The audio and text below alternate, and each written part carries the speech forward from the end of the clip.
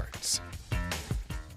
While the basketball season came to a close quite a while ago, signings are still rampant around the area. One of them was made official today. Champ Parker of Auburn has committed to Sauk Valley Community College in Dixon. During a stellar season for Auburn hoops, Parker was definitely a standout. Down the stretch, Parker came up huge for the Knights. There was a 9-game stretch where he scored in double figures every game. And in tournament wins over Jefferson and Guilford, Parker scored 15-plus points in each game and was a key cog in Auburn's offensive engine, which helped them win games and reach the Super Sectionals. Some more breaking news from Auburn.